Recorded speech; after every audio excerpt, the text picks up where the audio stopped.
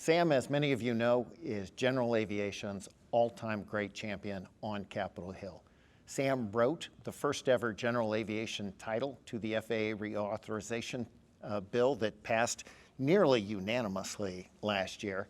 And now you are leading the charge on ATC modernization.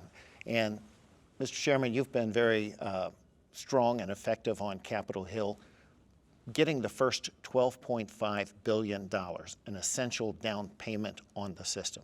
Can you talk about that process and why it's so important that we do this and do it right? Well, and I will say too, that's a down payment, as you pointed out. Yeah, we've still got about $19 billion to come up with to finish the process. But having said that, if there's only one good thing that comes out of what happened at DCA, it's going to be this modernization priority of getting our air traffic control up with the times. And we have an administration and a secretary that are very involved in this. They are pushing very hard to get this done. They want to have it done in 3.5 years, which is a very aggressive schedule, at least in terms of new radar, new telecommunications between the towers and the centers, and being able to do all of the ground surveillance stuff that they want to do, and they think they can do that within the $12.5 billion and in 3.5 years if we can do some permitting reform, which is very important in this process. And working with my colleague, Rick Larson, on the committee, who's a great partner in this whole process, he is committed as well to making sure that this is done right and done quickly, and we do have a very modern air traffic control system.